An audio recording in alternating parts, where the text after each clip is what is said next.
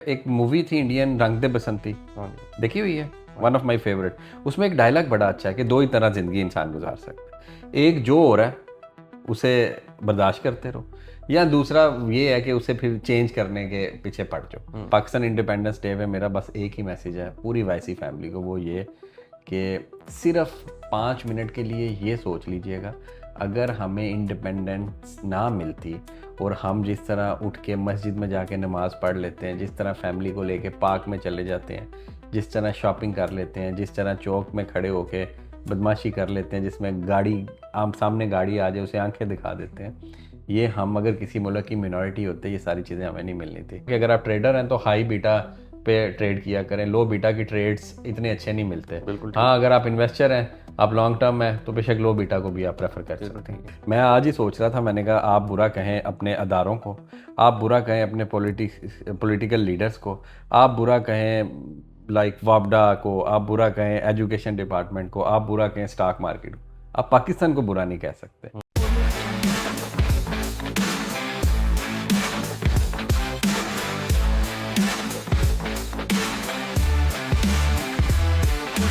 अस्सलाम वालेकुम Young's Capital family, welcome to another episode of Young's Capital talk.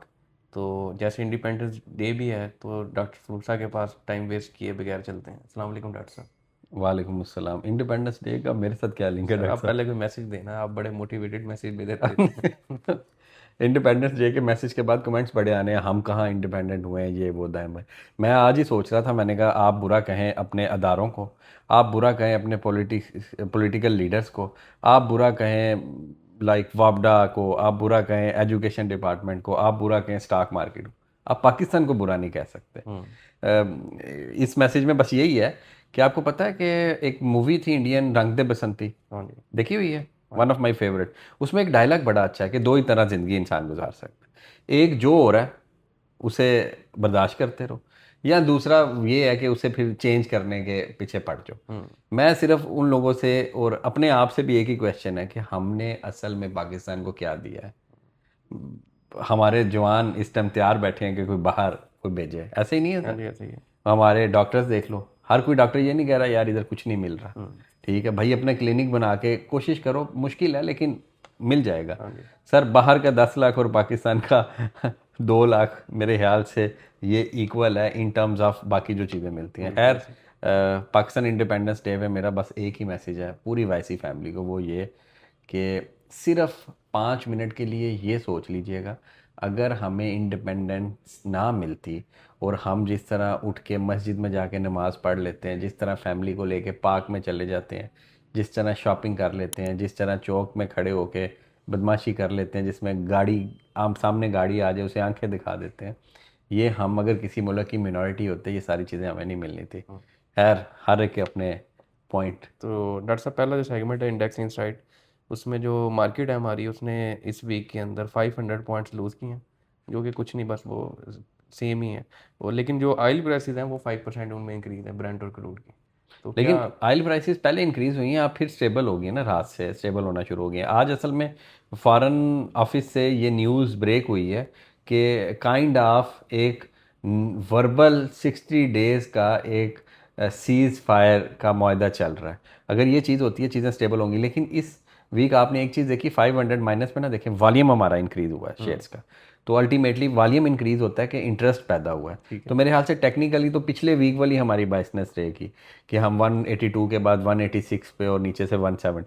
लेकिन मेरे ख्याल से फंडामेंटली चीज़ें बेहतर हो रही हैं। मैं पिछले एक हफ्ते से कह रहा हूँ कि मुझे लगता है, ये मेरी ओपिनियन है और मेरी ओपिनियन इस आटे में नमक के बराबर भी नहीं है, कि शायद बैकडोर डिप्लोमेसी चल रही है, कहीं ना कहीं वो चलती है। बिल्कुल ऐसी है। आपको पता है कि ये जंगों में हर टाइम हॉटलाइंस कंट्रीज़ की आपस में एक्टिव होती हैं। ठीक है, वो उनकी मान रहे होते हैं, वो उनकी कुछ मनवा रहे होते हैं और इस तरह काम चल रहा होता है। तो market is kind of stable, उसने उस तरह का इफेक्ट लेना छोड़ दिया है, रिजल्ट्स अच्छे आ रहे हैं। ठीक है, एक्सपेक्टेशन से अच्छे आ रहे हैं।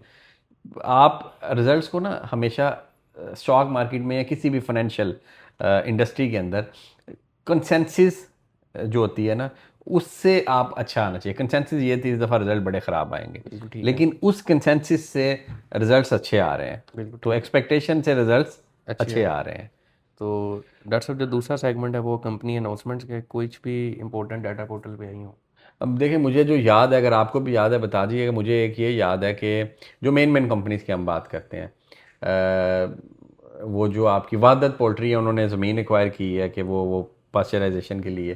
This is good news for Wahadat. उसके बाद आपकी BOP 30 बिलियन की इक्विटी इंजेक्ट करना चाहता है, जिससे इसकी कैपिटल एडवोकेसी रेशियो भी इंक्रीज़ कर जाएगी और बैंक थोड़ा स्ट्रांग हो जाएगा। लेकिन इसका एक नेगेटिव इम्पैक्ट शेयर होल्डर्स पे ये पड़ सकता है, उनकी शेयर होल्डिंग डिल्यूशन हो सकती है, तो इससे एक ड्रास्टिक ड्रॉप भी आ सकता है। ठीक है। लेकिन ओवरऑल लॉन्ग टर्म के लिए ये एक पॉजिटिव चीज़ होगी।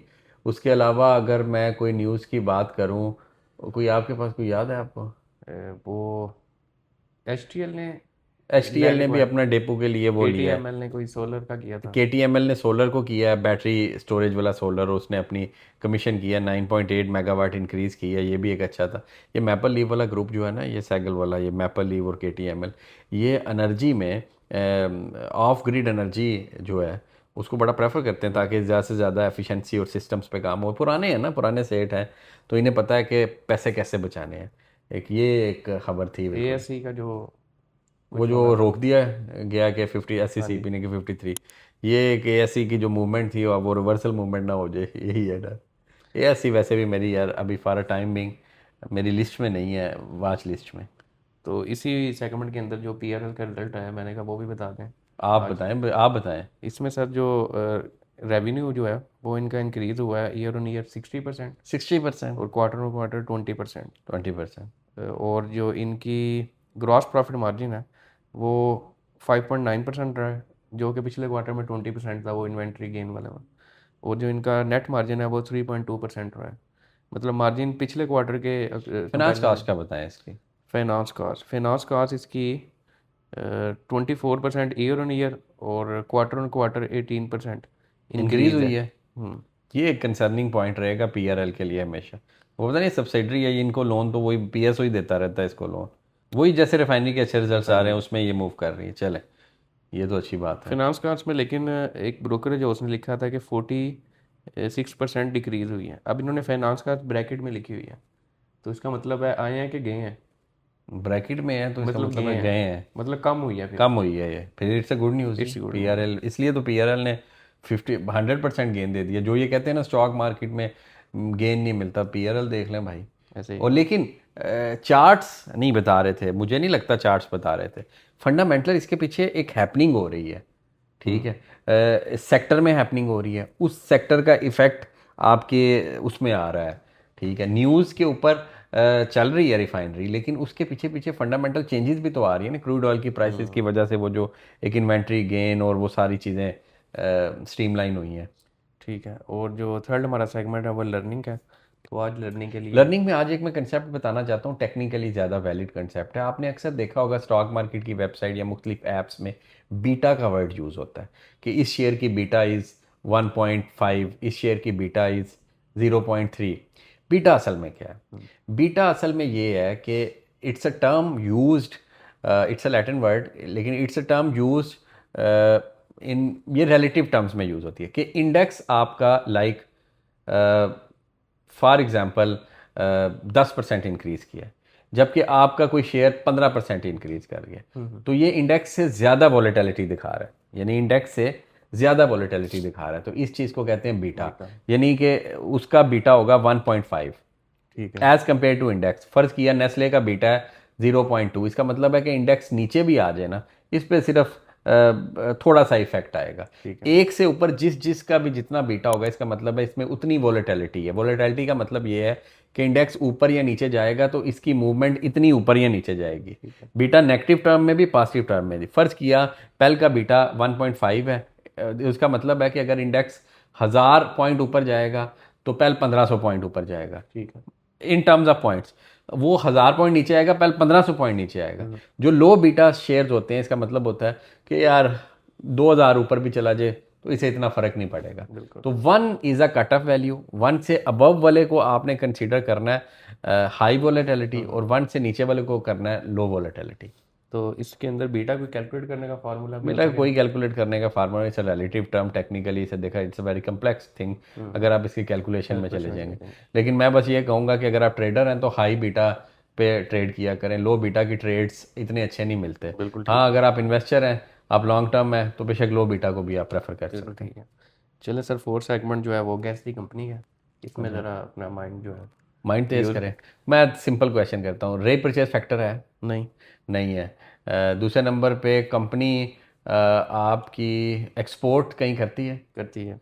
एक्सपोर्ट करती है। रीपरचेज फैक्टर नहीं है, एक्सपोर्ट करती है।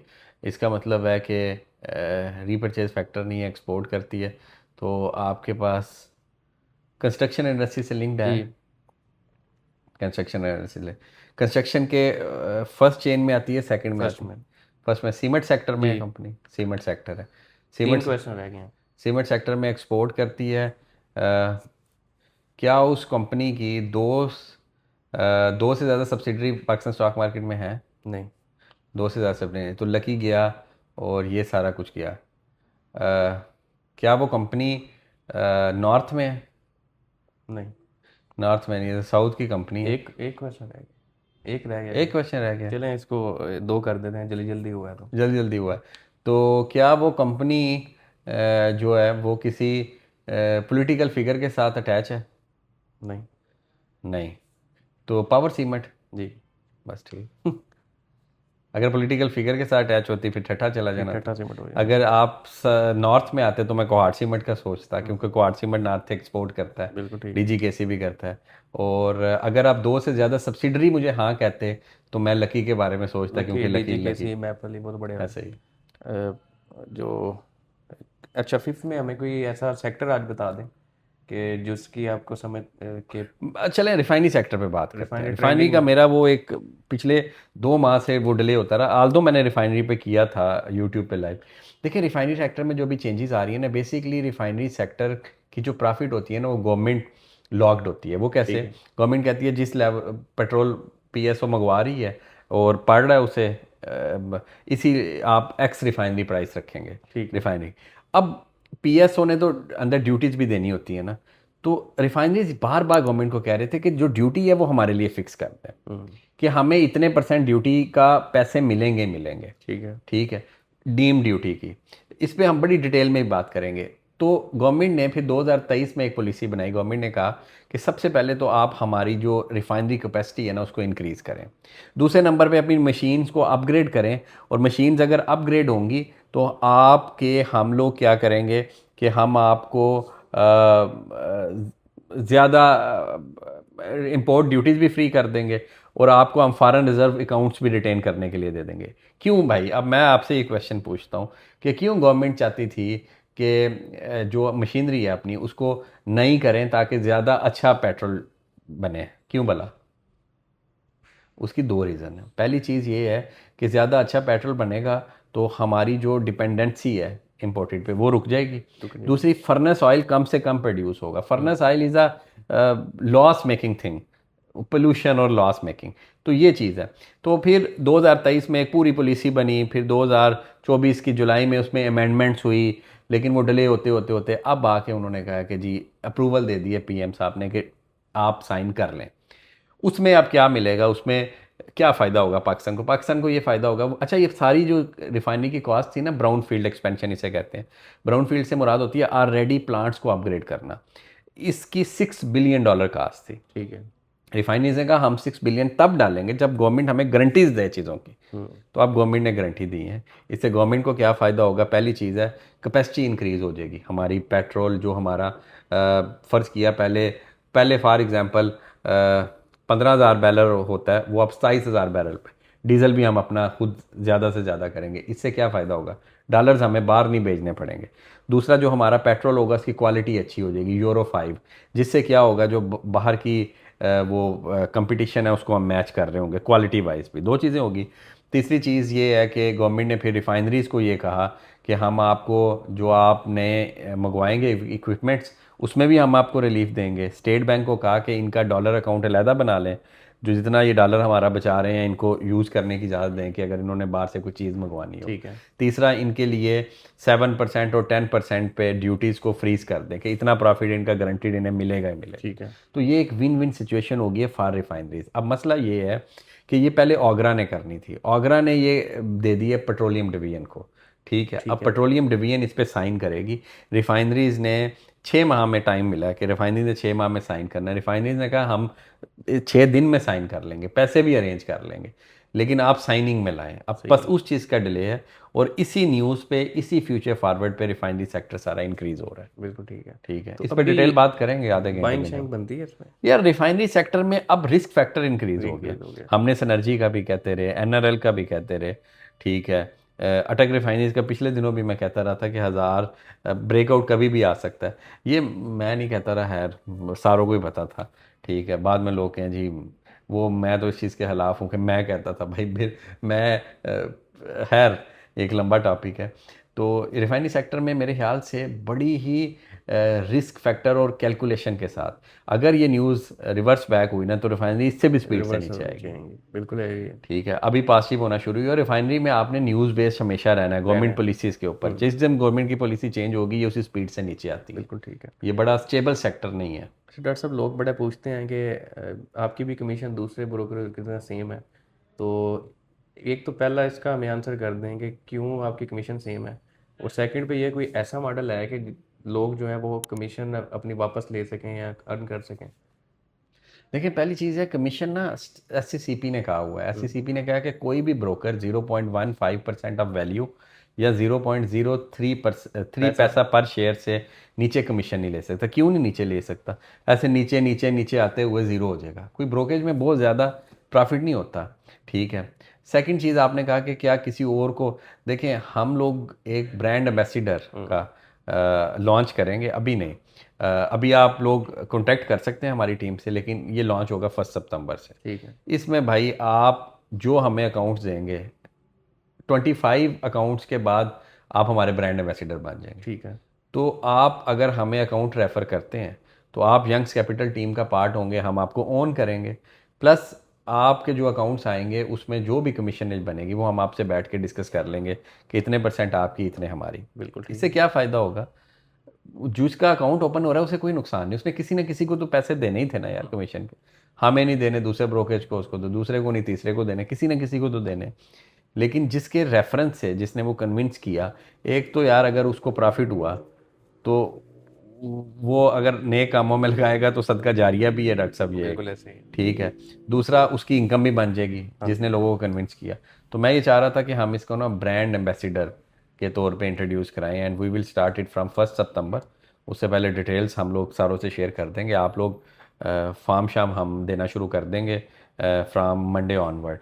ठीक है, मीन वाइल आपका अगर अकाउंट नहीं है तो अपना अकाउंट तो एटलीस्ट खुलवाएं। इसी वीडियो की कैप्शन में हमारा लिंक है, आप वो लिंक फिल करें, हम आपको असाइन कर देंगे एक एजेंट और वो आपका अकाउंट ओपन करा देगा। बिल्कुल ठीक और है। आप जितने अकाउंट्स ओपन हो रहे हैं उनका फिर दिल से शुक्रिया जी।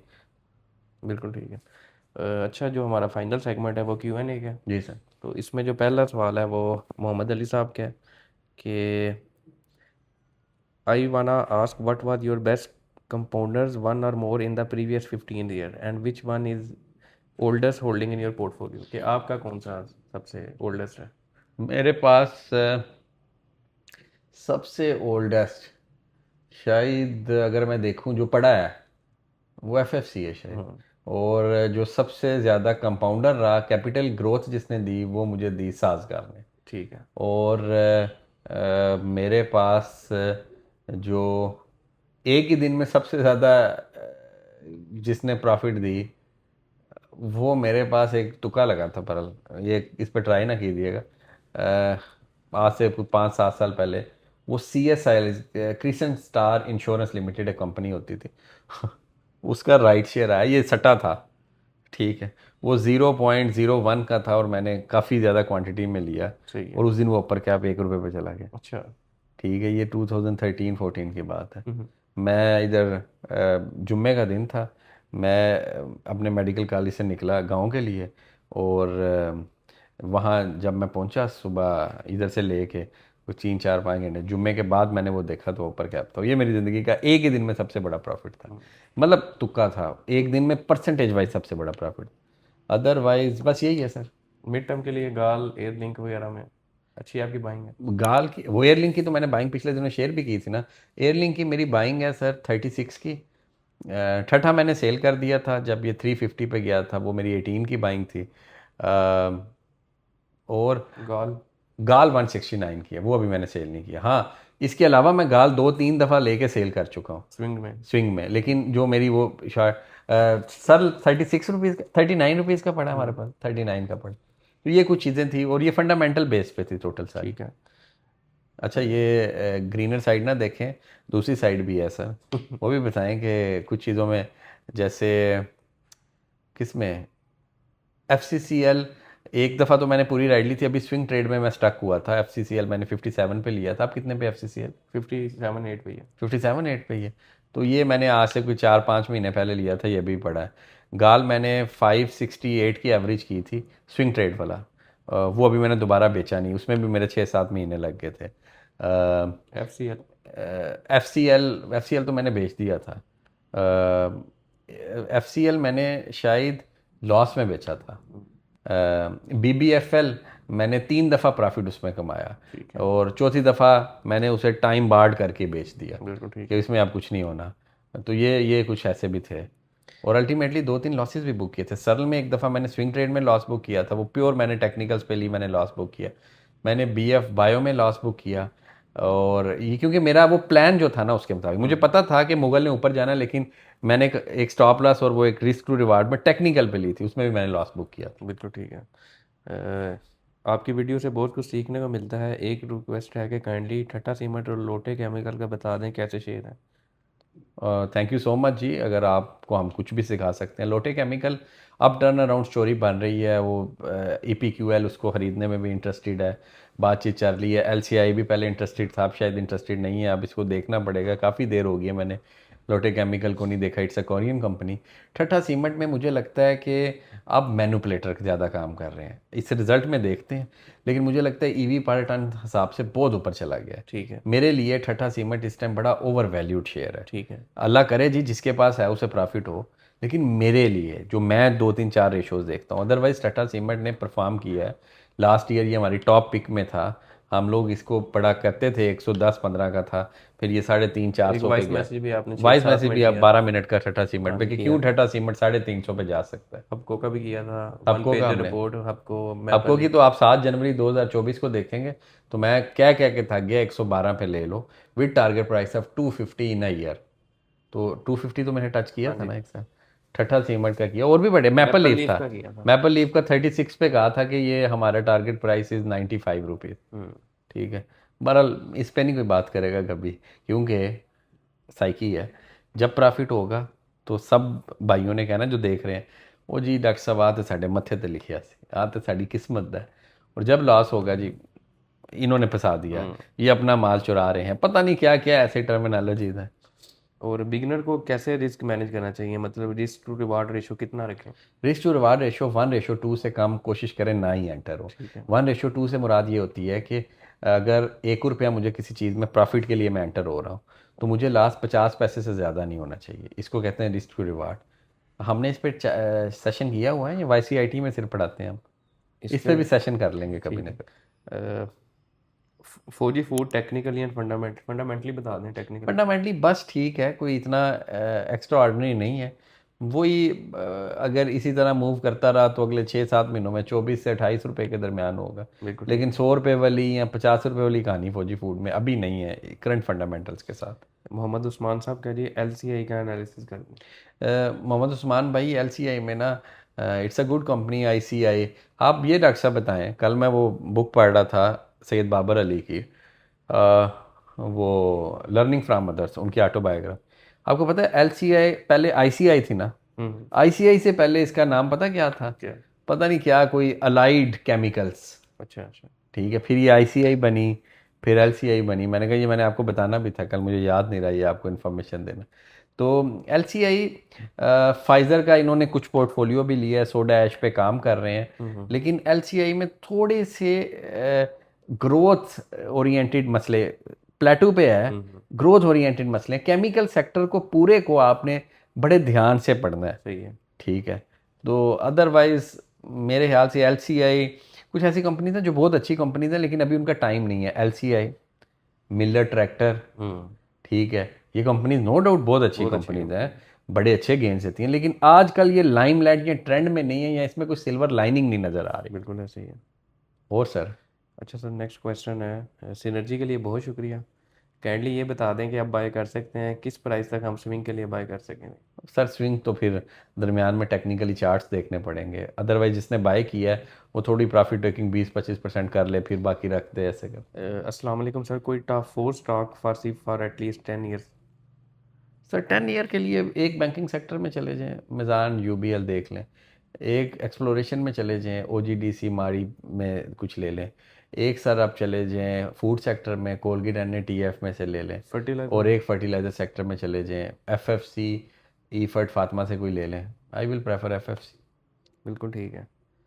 जो नुमान भी ये अली, वीडियो देख रहे हैं मैं उससे एक रिक्वेस्ट करूंगा, थोड़ी सी हिम्मत कर लें, आप इसी वीडियोस को नीचे देख लें। एक साल से तो ज़्यादा हो गया मैं वीडियोस डालता हाँ हूँ। जी, कोई एक साल पुरानी भी वीडियो देख लें, कोई दरमियान से भी वीडियो देख लें, कोई भी वीडियो देख लें, you will love the concept कि हम लोग शुरू से एक ही वैल्यूज़ को प्रीच करते आ रहे हैं, और वो वैल्यूज़ कहीं से हमने कहाँ से सीखी है, वो खुद इम्प्लीमेंट की हुई हैं। हमारे पोर्टफोलियोज़ में भी वही वैल्यूज़ हैं। कुछ गलतियाँ होती हैं इंसान से, लेकिन अल्टीमेटली लॉस हमें भी होता है, लॉस आपके एनालिस्ट को भी होता है, लॉस आपके ब्रोकर को भी होता है, लॉस आपके पता नहीं किस किसे होता है। बराबर। नुमान अली साहब कह रही है, एक क्वेश्चन है, क्या एआई का आना सिस्टम लिमिटेड के लिए बैड न्यूज़ है? नुमान भाई नहीं, सिस्टम के लिए बहुत ज़्यादा बैड न्यूज़ नहीं, ओवरऑल आईटी सेक्टर के लिए कहीं ना कहीं ये एक पुल बैक है, लेकिन सिस्टम के लिए, सिस्टम वाले तो कहते हैं हमारे लिए अच्छी बात है।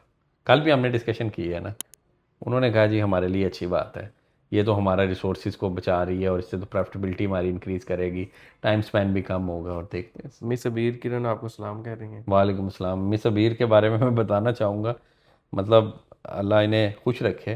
फर्स्ट डे जब से हमने रिटेल का काम शुरू किया, हर सेशन में पहले नंबर पे बैठी होती हैं, हर लेक्चर हर मीट एंड ग्रीट में आती हैं, और पूरी फैमिली, मतलब इनके हस्बैंड और ये बड़े मतलब वेल विशर हैं यंग्स कैपिटल के। Thank you madam, thank you Asim साहब। और अब्दुल्ला साहब कह रही है, अस्सलाम वालेकुम sir, what's best buying price of DCR? Abdullah भाई, जिस रेट पे भी आप लेंगे ना वो आपकी बेस्ट प्राइस है। अगर मुझसे पूछें, अगर DCR 33-34 रुपये पे आता है, I will buy again more. ठीक है, ठीक है, थैंक यू सो मच जी। Thank you so much. Thank you, और पाकिस्तान जिंदाबाद का ही नारा पाकिस्तान लगाया। जिंदाबाद। थैंक यू जी। Open your brokerage account today with Young's Capital.